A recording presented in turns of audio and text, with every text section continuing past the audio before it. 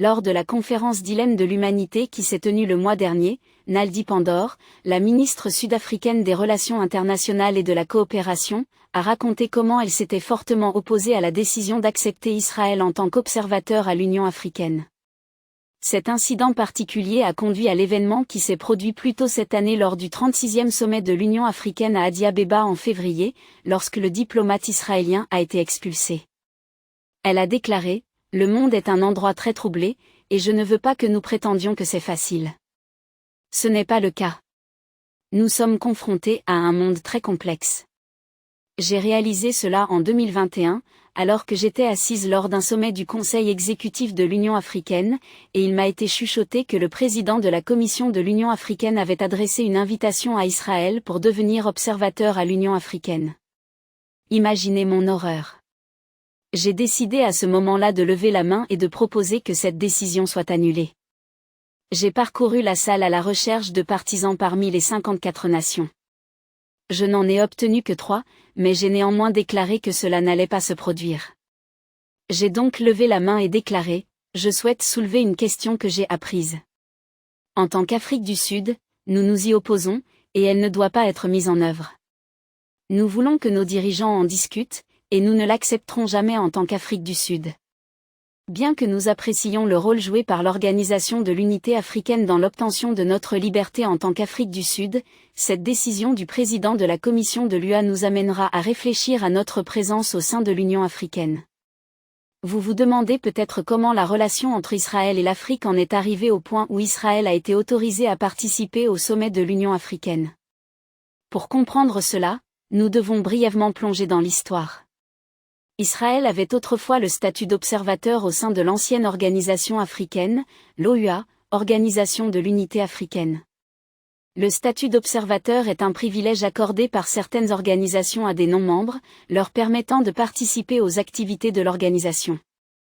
En général, les observateurs ont une implication limitée dans l'organisation, sans la capacité de voter ou de proposer des résolutions.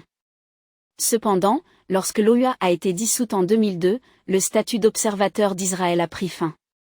L'organisation successeur, l'Union africaine, UA, a été créée pour remplacer l'OUA en tant qu'organisation continentale actuelle pour l'Afrique.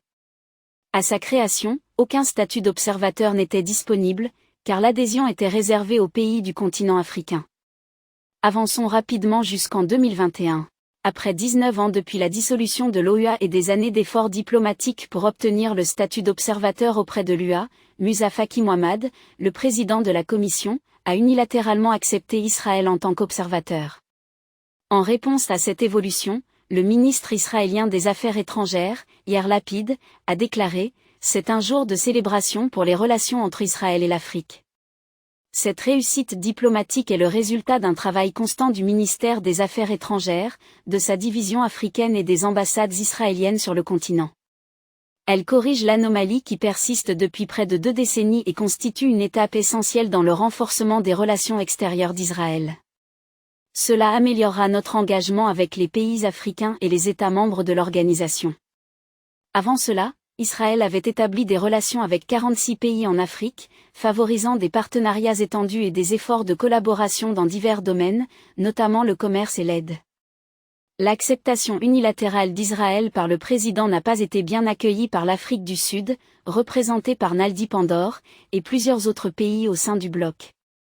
Cette décision a suscité des protestations et des manifestations dans toute l'Union africaine, notamment de la part de l'Afrique du Sud et de l'Algérie, qui ont fait valoir qu'elle contredisait les déclarations de l'UA soutenant les territoires palestiniens occupés. En réponse à ces préoccupations, un comité de chefs d'État a été créé l'année dernière pour délibérer sur le retrait de l'accréditation d'Israël en tant qu'observateur. Plus tôt cette année, en février, un diplomate israélien de haut rang nommé Sharon Barley a été physiquement expulsé du sommet annuel de l'Union africaine en Éthiopie, mettant en évidence les tensions entourant le statut d'Israël au sein de l'organisation. Eba Kolondo, le porte-parole du président de l'Union africaine, a déclaré que la diplomate avait été expulsée parce qu'elle n'était pas l'ambassadrice israélienne dûment accréditée en Éthiopie. Avant de continuer, si vous trouvez cette vidéo intéressante, veuillez montrer votre soutien en aimant, en partageant et en vous abonnant à notre chaîne. Cela dit, poursuivons. Un responsable de l'UA a ensuite déclaré à l'agence de presse AFP que la diplomate qui avait été priée de quitter la réunion n'avait pas été invitée à la rencontre, car l'invitation était non transférable et avait été délivrée uniquement à l'ambassadrice d'Israël auprès de l'Union africaine, Alélie Admazu. Il est regrettable que la personne en question ait abusé d'une telle courtoisie, a ajouté le responsable.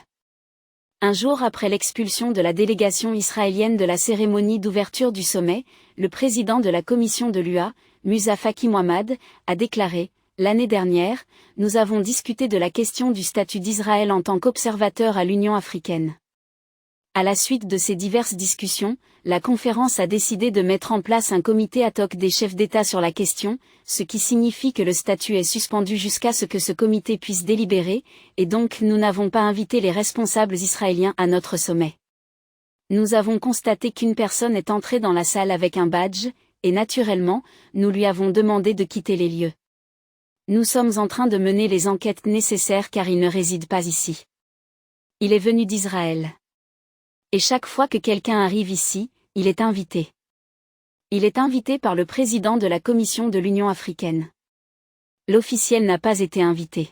La décision de retirer l'ambassadeur d'Israël du sommet a été condamnée par le ministre des Affaires étrangères d'Israël.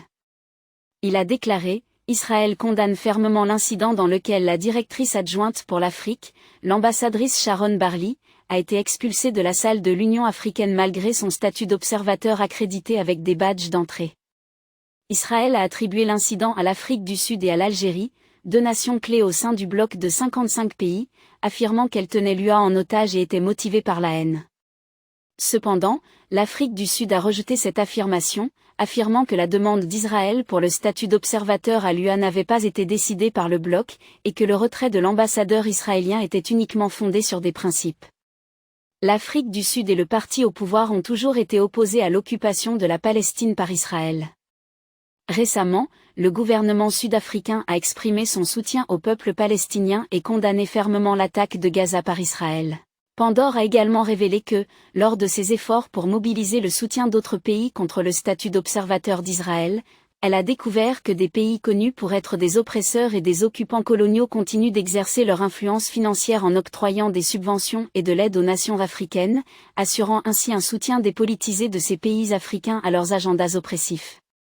Israël et le Maroc ont été spécifiquement mentionnés comme des nations jouant un rôle particulièrement négatif en Afrique. En ce qui concerne le Maroc, ses relations tendues avec de nombreuses nations africaines sont devenues évidentes. Jusqu'en 2017, le pays n'était même pas membre de l'Union africaine, mettant en lumière les complexités de ses interactions avec le continent. Qu'en pensez-vous? Faites-le nous savoir dans les commentaires. Merci d'avoir regardé. Veuillez aimer, partager et vous abonner à la chaîne, et activer les notifications pour être informé lorsque nous publions une nouvelle vidéo.